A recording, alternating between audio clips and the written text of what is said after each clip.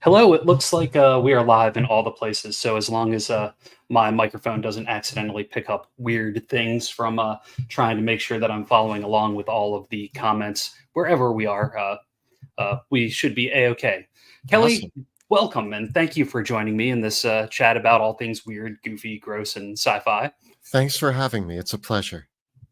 Yeah, so for everybody that's tuning in, I'm Brian Colin. We are in the middle of a crowdfunding campaign for Vast Grimm Horde No Safe Haven, three new expansion books to be used with Vast Grimm.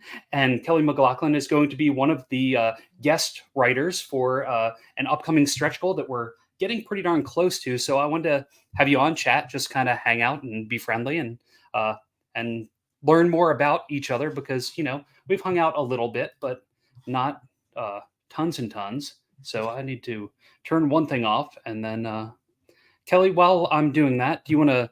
Some of the people from the Vast Grimm verse may not be as familiar with where to find you. So if you want to talk about that while I turn this off, then I can't wait to talk also about your background and what you do with Dungeon Dudes and all of that good stuff. Yeah, so I am Kelly McLaughlin from Dungeon Dudes. We are primarily a D&D 5th edition channel, but we have been known to branch out into other games, as is obvious by me being here. But we have been running that channel now for about 7 years, I think, doing tips and tricks for D&D and TTRPGs in general, for Dungeon Masters, Game Masters, or players. And we also have our own actual play campaign in our own setting of Drakkenheim, which is now a book series that you can get for 5th edition D&D as well. So that's kind of all my stuff. You can find me everywhere under Dungeon Dudes. Or if you're looking for me personally, Kelly McLaughlin, basically everywhere. Awesome. Thank you, Kelly. I was looking back because I know that like our paths have crossed numerous times at conventions over the years, just like seeing each other at shows. And I mean, going way back, I didn't realize that your Drakkenheim campaign had been going on for so long. I Yeah. mean, it's like especially knowing that you just recently crowdfunded the big monster book, knowing that you've been playing it for that long and that the fan base has been growing and building around it. That's got to feel incredible to know that like it's continuing to build out. You're continuing to build out the lore and everything around that. It's been really exciting. I mean, Monty says this all the time. When we started the campaign, we were joking around about doing a 6 to 12 episode arc in a throwaway idea that Monty had for a doomed city. And that was the premise going into the campaign. And we all were having so much fun, and people seemed to be enjoying it that we just kept going, and it's gotten bigger and bigger. And it's been really exciting because at the very beginning, it was Monty running the game and me as a player. Mhm. Um, there was an initial conversation. I often have conversations with Monty that are kind of not normal for a player and a DM, where I am like, what if this happened? Or what if these ideas in the Right. world? But as co creators, we tend to have those conversations.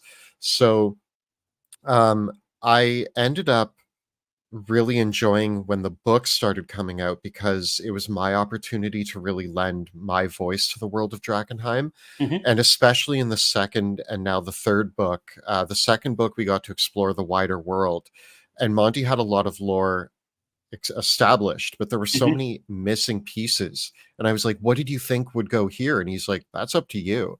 Awesome. So I really got to kind of inject a lot of what I loved into the world as well, and just see it grow and get bigger and bigger. And now we're coming to the end of our over 5 year long campaign, and we have a few more books that we plan to release for it. But yeah, it's been a journey. That's fantastic. Yeah, it's the older I get, the harder it is for me to have like a series long, continuing, ongoing campaign. So the idea of seeing it through, especially being able to play uh, continuously in that same setting, is fantastic. Like, I hope that like Vast Grimm can at least go for 5 to 10 years, where there's still plenty of stuff to add to it, because there's so much there's so many places you can explore in space. Yeah. John has a question. Um, what is your stance on pencil versus patches as a pledge reward? Um, okay. So if you don't know about the Yeah, pencils, I've created a D6 pencil where you can roll it, and each side is one of the worms you can get infected by. nice. I did see the patches. I personally was excited for the patches. This is the weirdest thing. I don't know when this started, but like when I see a crowdfunding campaign, I know I'm gonna get stuff that's helpful in the game. I already know that, but I wanna know about the extra things. I wanna know about, like, the plushies and the patches and the all the silly things. So, when I'm entering into a crowdfunding campaign, I'm excited to get the extra stuff. I recently crowdfunded, I think you could see it on the table right here, Mothership. Oh Most yes, exciting thing I got was the right, T-shirt. nice. Yep, I got a Mothership T-shirt, and I was like, "Nice." And when I saw that there was all these patches, I had to go for the biggest pledge to be like, "I want all of them. I want all the awesome, patches." awesome, fantastic. Yeah, well, okay, we got people in the chat screaming for patches, which is having the patches in the last campaign. It's just going there's only so much space you can fit on things, but I just want to keep making all the funny, weird hexagonal patches. I like that they can, like, fit together, like, you can kind of organize them. I'm wondering Yes, if I want to, take my old jean jacket and put all the Vast Grimm patches on it once I get them. I think you do. Of Alright. course you do, right? And that was completely inspired by these this group called Monster Rangers that I met a few years back at a Gen Con. They're primarily out on the West Coast, and they kind of modeled things after the Scouts. And so yeah, so that the hex patches are not my original concept, but I spinned it in a very different way. Nice. Yeah. Um, so and oh, now we've got somebody saying that they want tattoos, which I've looked into temporary tattoos, and they're Wait, who not said as temporary? right. Everybody comes to the booth, they get branded right away. Yeah, yeah. So after talking a little bit, and I mean knowing how long you've been doing this, what is the community around Drakkenheim like, and are they building their own stories that they share with you? Oh, And yeah. does that influence how you and Monty take things at all as you continue to build it out? Well, something that I find really interesting, and the intention with Drakkenheim was always, when we were making the first book, which is our adventure, Dungeons of Drakkenheim, it was important that we knew that a lot of people had been watching the show, and we wanted to give them an adventure that wasn't just the show, like cut and paste. If you Right. watch the show, oh, you know all the secrets. Yeah. So we talked about what the core idea of Drakkenheim was, and there's no big bad evil guy in the Drakkenheim campaign. There never was. It was always about the five factions. And Hmm. so we as players in our own actual play chose what factions we were going to side with and who we didn't agree with, and that they became our enemies and rivalries started. So Hmm. in the book, we designed the five factions and we built the whole campaign around the idea that you're going to make choices, and every adventure site operates a little differently depending on which faction you're working for at the time. And all the factions have sort of these lists of what they'll reward you with, or how Hmm. they'll help you, or how they'll get in your way and try to kill you. Um, and so what's been really amazing is we make very specific choices in our own actual play campaign. But I Hmm. love it when other people who are playing their Drakkenheim campaigns are siding with the people that we made enemies of, like totally destroying things that we worked for in our campaign. Hmm. Some Totally. people are just like, let's burn the city down, let's go. And Of I'm course, like, right? wow, it's so fun. And I also do love hearing about some of the total party kills that have happened in the city of players who got a little too confident, because Yep. it's not an easy campaign. We didn't design it. We say right up front in the book, like, tell your players this is not a balanced campaign. This Hmm. is meant to be like, we're very inspired by Dark Souls and Yes. games like that, where it's like Yep. you take the wrong turn in Drakkenheim, you go into the wrong area. Right. It's a CR 20 monster, and you're like level 4. Like, just Oh, run. totally. But some players will be like, "Oh, we must be here on purpose. Let's fight it," and it doesn't go well. Yeah, that's one of the things that I love about a lot of OSR style games is like they are not balanced, and sometimes you just have to make smart decisions instead of just plunging headfirst, which I tend to always plunge headfirst if I'm a Oh yeah. player. Which is, I'm not a player very often, so when I am, I tend to just go for it because I'm okay with dying. I don't know how I mean, I don't want to give any spoilers here, but I rarely die, and actually, it is astounding in our actual play campaign how few player deaths there have been, and we've been criticized. Some people have been like, "Oh, Monty plays it too safe with you guys," and I'm like, he doesn't hold back punches, and there are moments where he's like, "I'm gonna get you," but this weird thing happens where when we're on the verge of death, Mhm. suddenly all of us become much better players. It's like we weren't on our A game, Uh-huh. and then all of a sudden it's like, oh no, and then all of us pull out the craziest stunts ever to pull us away from the grips of death. And I really love that aspect, and I find that in OSR games, like even our game of Vast Grimm that we played, I was the only survivor, I think. Yeah, I think so. But I think so, and that was, just because I have like a survival instinct that when I knew things were going down, I abandoned everybody else and I took the ship and left. Um, yeah, yeah, and exactly. that's what had to happen. Just in the chat, Toaster Vision said, "You're both inspirations. Keep up the good work and the creative worlds." So I just Thank want to you. make sure you heard that, Kelly. That's so Yeah, nice. that's a yeah. I think that's great, and I love the factions in your book and the idea that it can be played so many different ways. Like being able to, especially if you have the same group, and especially if they love the setting, if they want to come back at it from a different angle, they can completely come back and play as different characters, which is great. Yeah, we wanted to make a campaign that for the first time ever felt like there was value in replayability. Hmm. Um, because most campaigns, like, yeah, as a dungeon master, you can run them several times with different groups, but you're not going to run them for the same group. But with Drakkenheim, you could be like, well, you guys sided with the Queen of Thieves last time. Do you want to try it again with a different Yep. faction? And actually, so one of the stretch goals, the final stretch goal that we hit in our third book is a PDF that one of the favorite groups of monsters in the campaign were the Ratlings. They're Hmm. mutated rats who have now taken over the city and live in the sewers. And their whole thing when you meet them in the campaign is they just want to eat everything. Um, As rats do. yeah. And so everybody was like, we want to play as Ratlings. We want to play as Ratlings. And for the longest time, we were like, no, because they're monsters. And we don't want to make the mistake that D&D has made many times where they're like, hey, goblins are now playable. And it's like, well, now how do you kill goblins when they're so Sure. Yeah. lovable? Um, Yep. so we were like, we don't want people to play as Ratlings. Finally, we gave in under one specific rule. Hmm. The final stretch goal that we made was Revenge of the Ratlings. And the core conceit is that everybody has to play as a Ratling. And it's an Right. evil Drakkenheim campaign where you throw the faction idea out the window. It's no longer about choosing sides. Your mission is to eat all of the factions and take over Drakkenheim for yourself.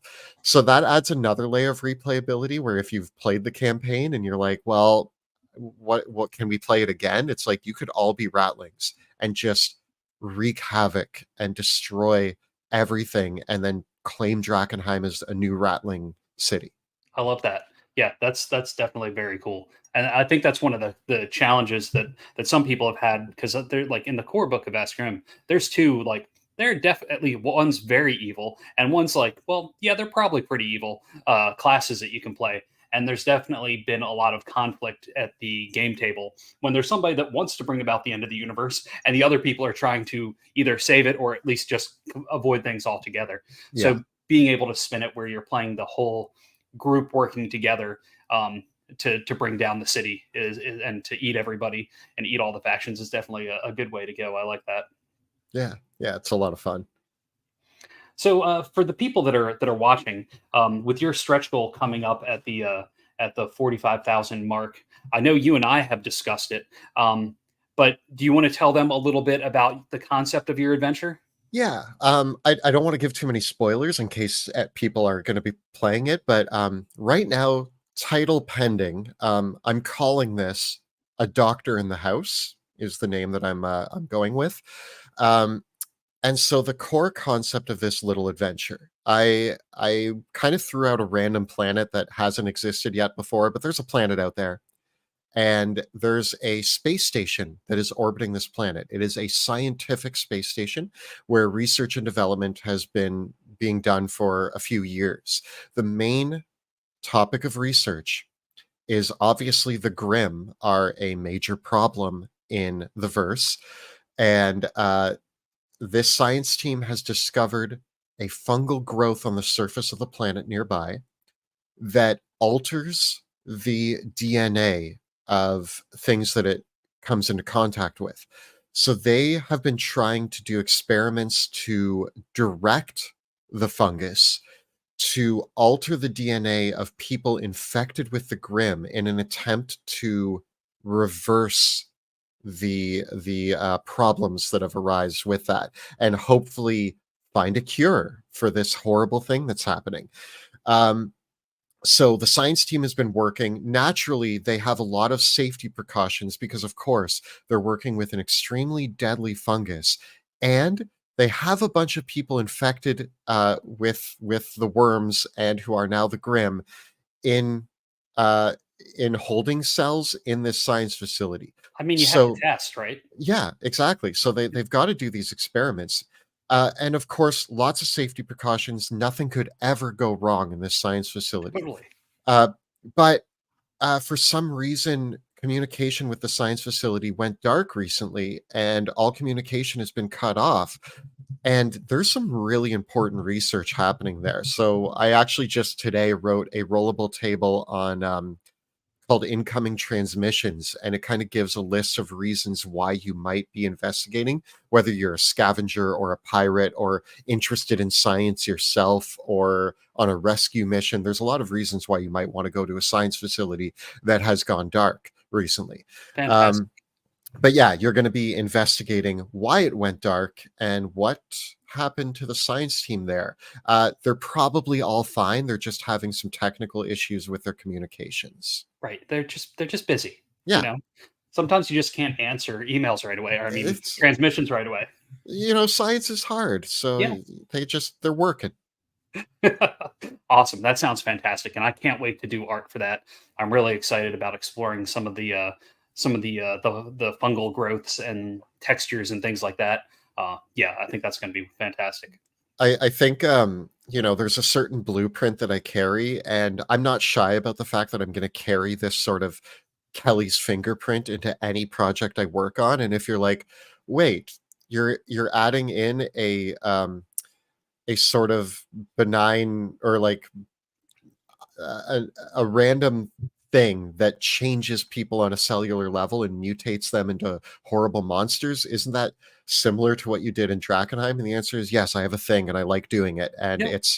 it's body horror and transforming people into horrible, grotesque monsters. It's my favorite, and I'm gonna put that in everything I do. Do you have So it's any Do you have any idea on where that stems from? Like, did you see like Toxic Avenger at a very young age, or anything? you know, Anything? yeah. My favorite movie, probably ever, is The Thing. Hmm. And my dad was really into films and introduced me to a lot of movies when I was younger. Not all of them were body horror, but there was like horror in general. Hmm. Alien was one of my favorites that I Nice. watched too young, but Sure. still was like, I was one of those kids that, like, when the chest bursting scene happened, I was like, "Ah, cool." I wasn't like Right. horrified by it. Yeah, you were Uh, just cheering in the background. yeah, I Yeah. was like, "Yeah, more chest bursting." So I loved Alien. I loved The Thing. Poltergeist was another one. That one actually did give me a lot of nightmares. Yeah. But even Poltergeist, like the coolest scene for me is the scene where the guy is trying to cook a steak, Hmm. and then the steak starts crawling on the counter, and then he Yes. goes into the washroom and rips his own face off. And I was like, as a kid, I was like, that was so wild. Like I loved the horror of like all of those things that can happen to people. But like my favorite thing in The Thing was that you just like there's nothing more horrifying than people that you knew, or like humans becoming the monster, Yeah. because really humans are the monster anyway. Oh yeah, of um course. Yeah. so why not change them into something that, like, I always like the idea that as they change, whatever their like worst instincts and thoughts were manifest their full self. And so I really played with that in this story arc, that like the scientists are all, well, no, they're fine. We already Yeah, said that. they're totally fine. Yeah, Um, everybody disregard the last transmission. yeah, but if something were to happen on board that space station, it would probably turn them all into mad scientists that are now fully going in on their worst intentions. I love it. I love it. We had a couple of questions that were in the update on Backer Kit from some of the backers. Let's see. Do you have any fun stories about campaigns going off the rails as a player or DM, and how'd that go?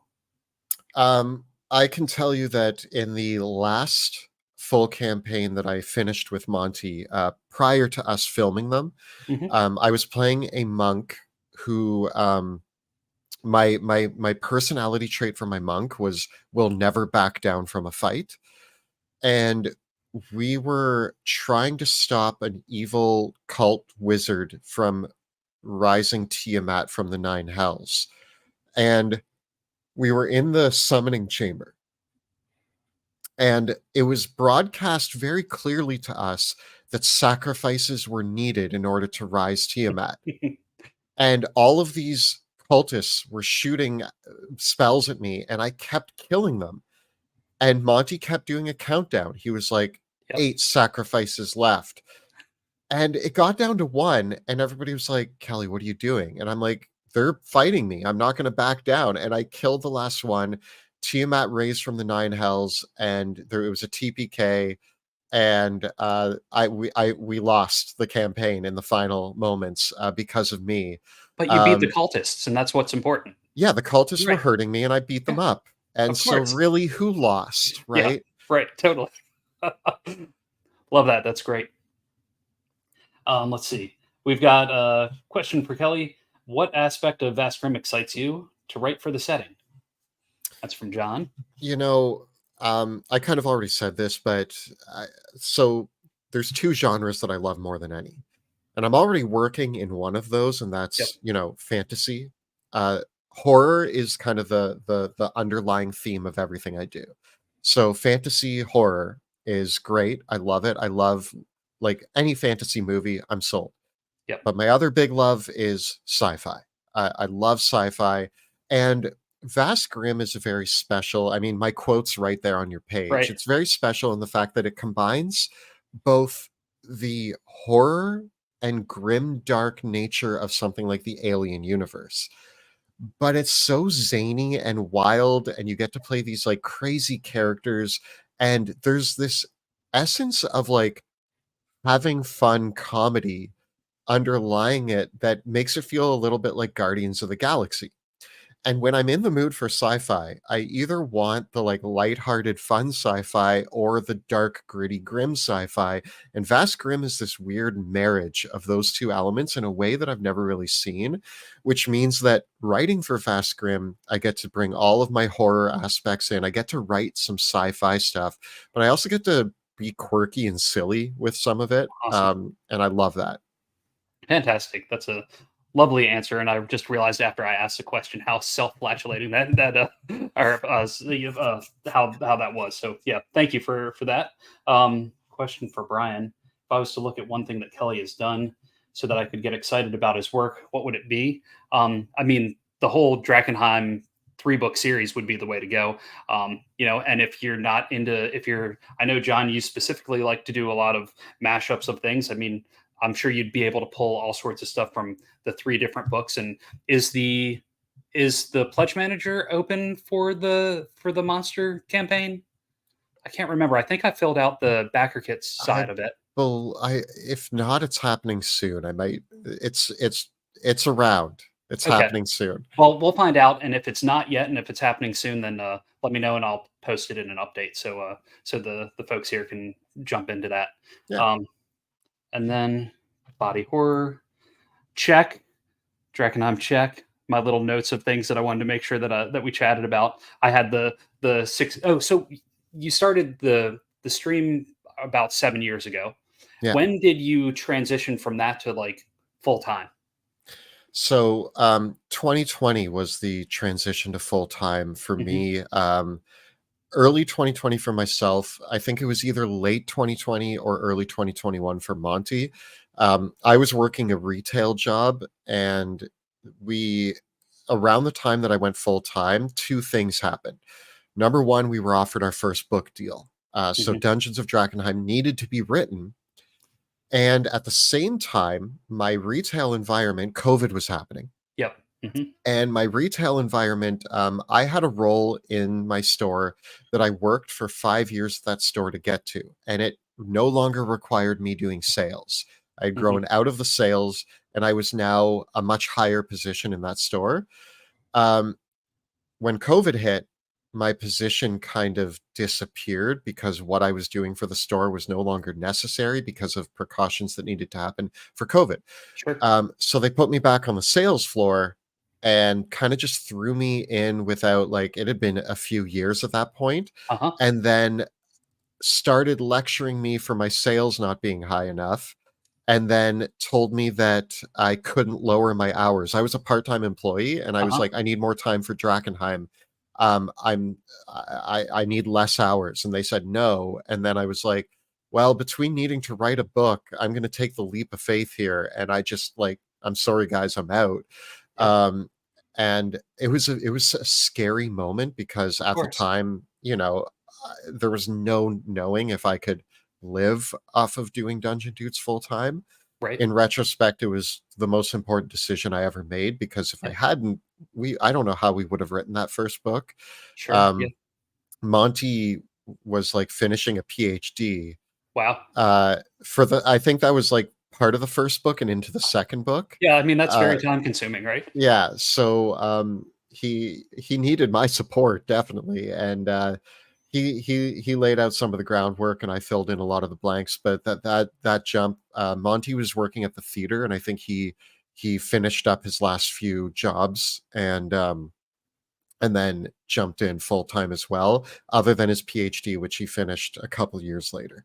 Sure. Oh, that's great. I mean, really, I think the biggest thing is you have to believe in yourself and be willing to take that jump uh, to to do it because you know a lot of times when you're trying to burn the candle at both ends, it ends up getting very very difficult. Yeah, yeah, So, well, that's fantastic, and I'm glad that I'm sorry that things went bad with work, but I'm glad they turned out the way they did because yeah, it was you part of guys the are doing great. journey.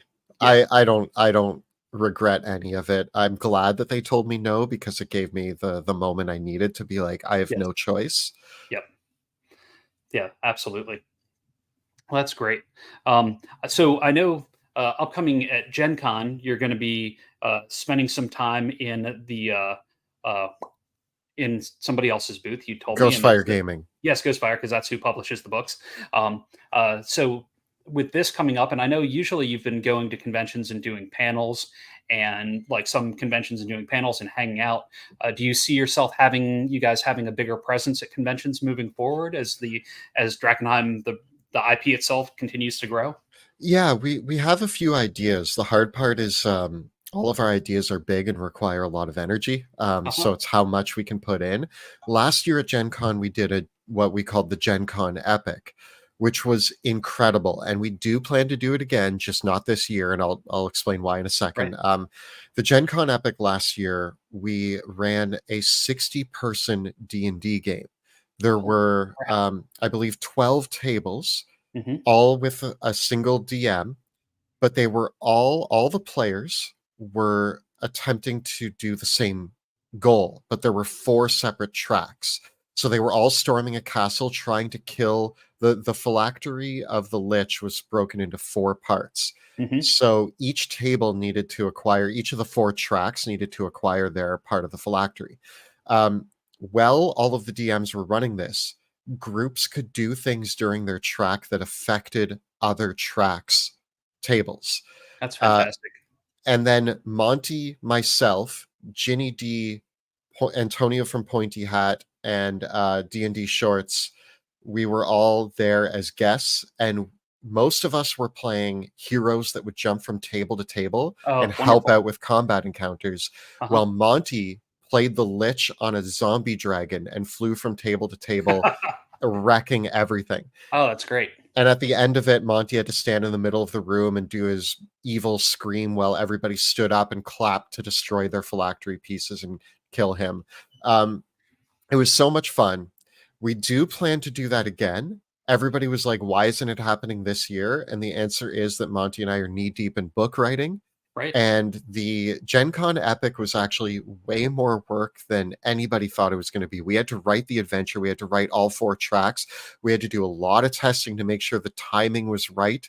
We had this whole spreadsheet on how long each person was going to spend it. It Yeah, was that's months of planning. And so this year was just like, we don't have the capacity to pull it off. We do want to do it again. It's going to be a big deal, and we want to bring it to more conventions. So look for that in the future when Monty and I have the capacity to do so. We're always going to do panels. We're trying to do panels with more creators and get mhm, some exciting panels going. We have one at Gen Con this year that is that same group. We're all friends. So it's me awesome. and Yeah, Monty, Ginny, Pointy Hat, and D&D Shorts. We all love each other very much. So we love getting those are the together best at panels to be cons. on. Yeah, yeah, Because it's it's just great. hanging out with friends. Yeah, totally. So we're doing panels. We're going to be at the Ghostfire booth doing signings. We do hope one day to do some Drakenheim live, Hmm. but we're just waiting to see when the right time to introduce that is. Sure, totally. That makes sense.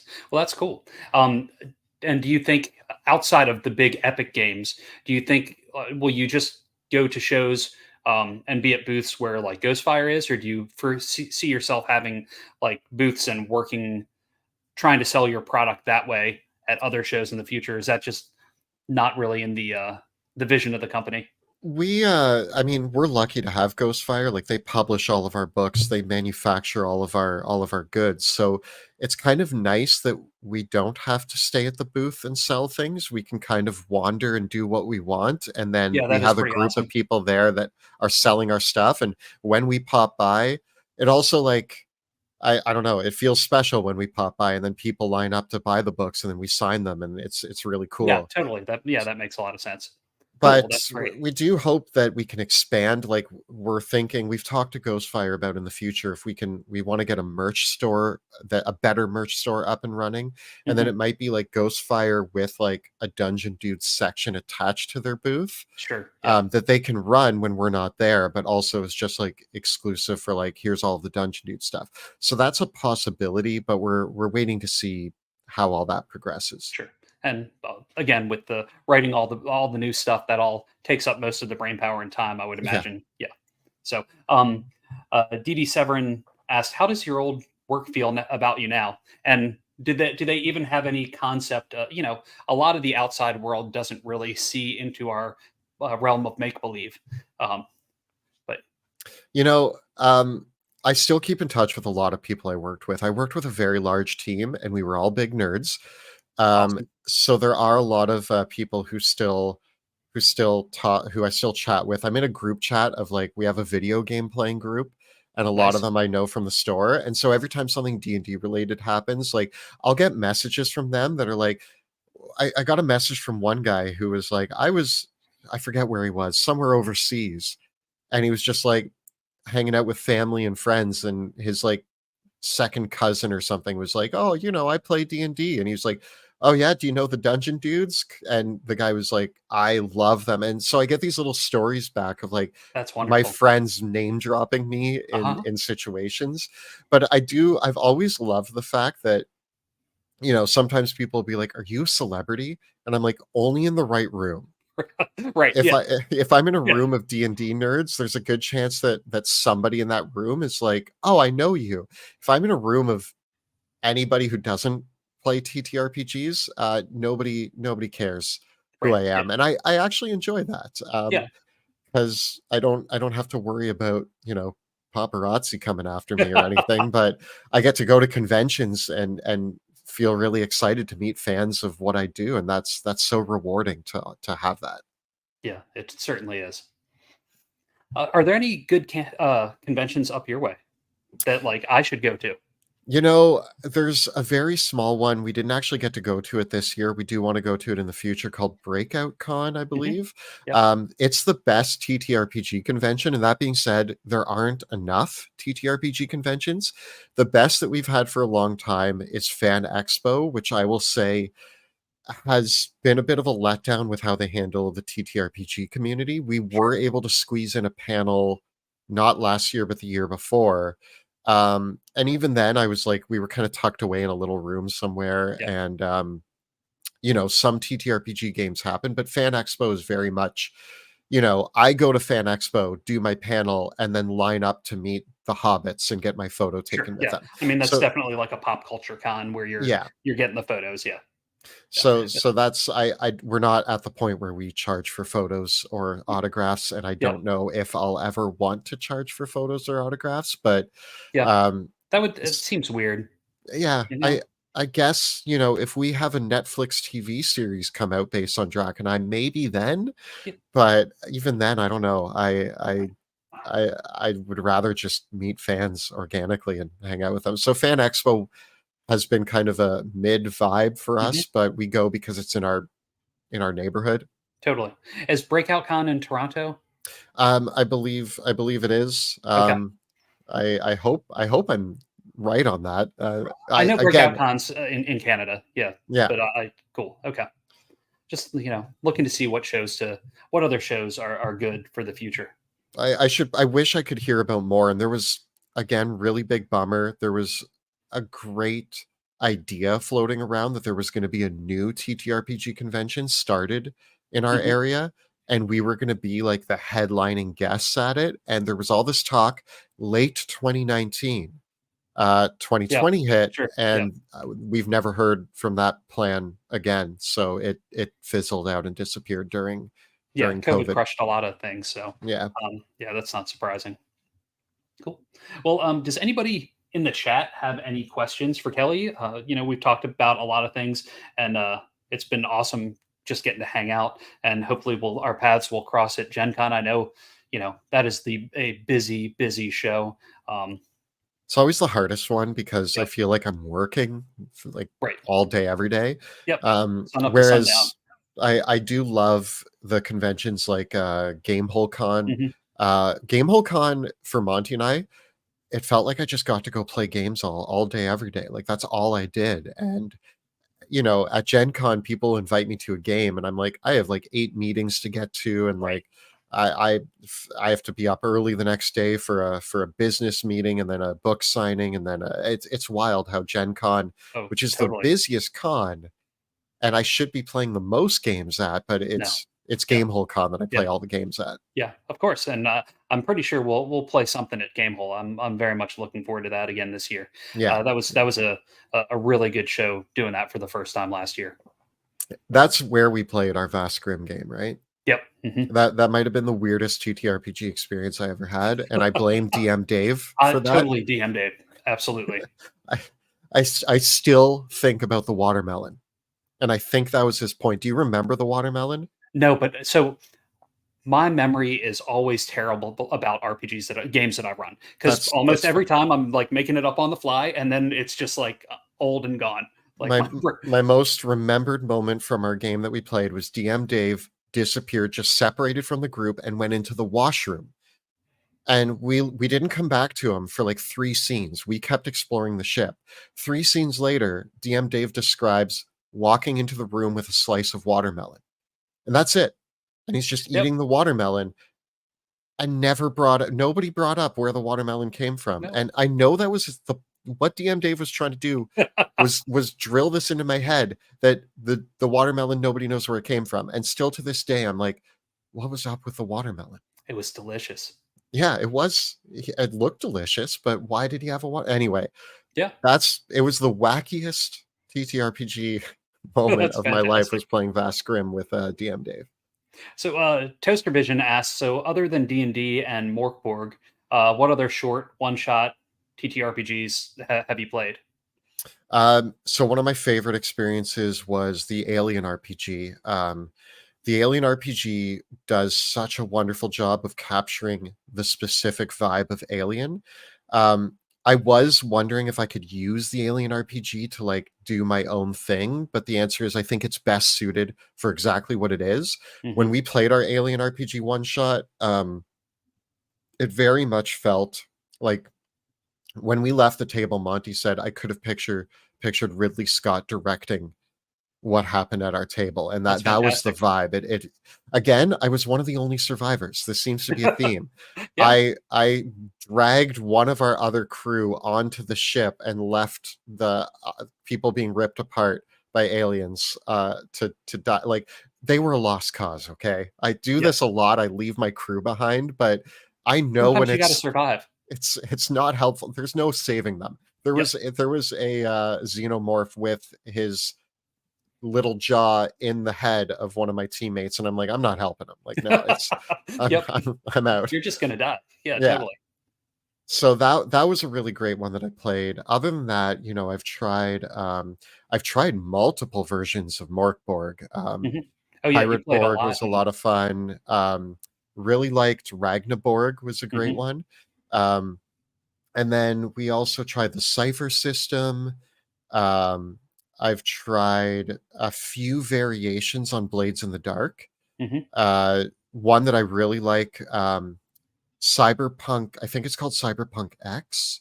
It's like Cyberpunk, but there's like an RPG, but there's also Cyberpunk, but it's like a very one shot. Was that the one in the yellow? Like it Yeah, was like a little, almost folded letter size piece that had yes, really fantastic packaging and great design on that side. Yeah. incredible game. Yeah. Like great for conventions because you can bust it out, fill out your character in like 5 seconds Yeah. and play a one shot. And it comes with like 8 little one shot adventures.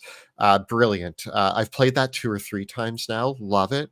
Fantastic. Um, and yeah, those are probably the big ones. I love both the Morkborg system and the Blades in the Dark system, as well as the Year Zero system.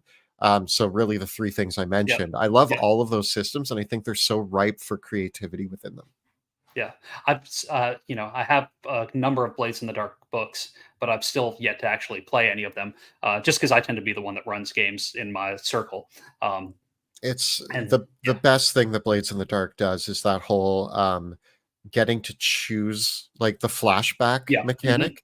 absolutely. It's so much fun. It's just so brilliant to like in our cyberpunk game. There was just the moment where nobody had used them yet, and we were getting to the climax where we were in a building surrounded by like mercenaries who were slamming through the door, and all of a sudden I had a grenade in my pocket that I was able to throw out into the hallway. Monty had parked the getaway car outside, and somebody had planted a drone turret that rised out of the bushes, and Oh, that's like all of fantastic. us used our flashbacks to just like make the most epic scenarios. We dove out the window, machine guns blazing. It was so good. That's great. Yeah, I love that concept a whole lot of the flashbacks. That's super cool. Yeah. Well, does anybody else in the chat have any questions? Hopefully, anybody that's watching that may not know about the Backer Kit crowdfunding that's going on now, there's the link in the scrolly scroll for the Vast Grimm Horde that will take you there. And there's lots of new books. And hopefully soon there will be Kelly's Stretch Goal Adventure, which I'm very excited to get to read fully and then lay out and make it look weird and Yeah. bizarre and gross to go with the story. I have a question for you. Yeah, what's that? What made you choose the color scheme for Vast Grimm? Was it always your favorite color scheme, or was it part of? Did Vast Grimm make it your favorite color scheme? I think Vast Grimm made it my favorite color scheme. So like as a kid, my favorite color was like neon orange. Yeah, Um, I don't know what it was. I think part of it was just that nobody else liked it. And so that, just being weird to be weird as a kid felt right to me. And then as I was starting to do a lot of the design work for this, and especially like just doing the logo stuff and that sort of thing, having a print background, having the cyan be out of the CMYK, having it be two of the base ink colors that you use in traditional printing, and the vibrancy and the brightness of it, it just kind of seemed to make sense. And especially with Merkborg having that yellows and sometimes red and black, I wanted it to I wanted it to feel not cyberpunk, but I wanted it to feel punky because yeah, I'm if I wasn't balding, I would have a mohawk. Like the last time I had a mohawk, my friend cut it and then it jumped a space because it just Yeah. couldn't grow anymore. I love the punk rock at heart, and so as much as I can have that kind of future punk feel, um, I think that's a good part of it. I think if we had met earlier, we would have always been friends. Like I'm a punk rocker at heart. Like that's I used to have a mohawk as well back Yep. in the day. Used to dye my hair all sorts of Oh, crazy as did colors. I. And I'd do I my eyebrows and my beard so that it would like so it makes sense. Yeah. I think it's interesting because I think the first time I ever met you, I walked up and was like, your booth caught my eye because of the color scheme. And like I mean you can see I'm kind of wearing like Yep. the colors here. My water bottle matches. I My awakening was actually so other than punk rock, one of my favorite bands is the Gorillaz. Hmm. And a few years ago they released an album called The Now Now, and it was the album cover which has this sort of like trippy weird magenta cyan sort of vibe to it. And I got that album Oh and yeah. fell in love so deeply with that album cover, and I was like, these colors. And then every time after that that I saw those colors, I now have bought dice that are in those colors. Awesome. My suit Hmm. I made it got a custom made suit jacket, and the inside is like a pattern of those colors. Oh, wonderful. um and I remember uh I was like, the first time I met you, I was on the hunt for sci-fi TTRPGs. Hmm. And my good friend, who's part of our Drakenheim crew, Jill, came up to me and was like, I saw a booth. You need to go look at it. And like Awesome. dragged me over and was like, look at this booth. And I was like, and that's when I met you. And Yeah. it was the booth that made me like, I didn't even care at that point. You could It have could be said, garbage. It doesn't yeah, matter as yeah. long as it looks shiny. Yeah, it looked so shiny that I was just like, you're like explaining it. I'm like already holding the books. I'm like, yeah, Yep. take my money. And so that was great. And I mean, it isn't garbage. It's a great game. So I just love the color scheme is so catchy. And I think it's, I mean, looking at you right now, I love that your whole vibe is, Yes. is, Want it to all be this forever, right? yeah, yeah, I've got a gray wall here and a gray wall here, so I can at least it's not super loud all the time, but right. gotta have a little bit of stability and calm things down a little bit. But yeah, Awesome. well, thank you so much for joining today. Uh, you can be found. Do you here talk about yourself as your outro, and then I'll outro the campaign, and then we'll Yeah. say goodbye. Yeah. Once again, I am Kelly McLaughlin, one of the Dungeon Dudes. You can find us on all social media as Dungeon Dudes, but our main thing is finding us on YouTube under Dungeon Dudes. If you want tips and tricks for D&D or TTRPGs in general, or if you'd like to check out our long-standing Drakenheim campaign, trust me, it's worth it. Start from the beginning. You won't be disappointed.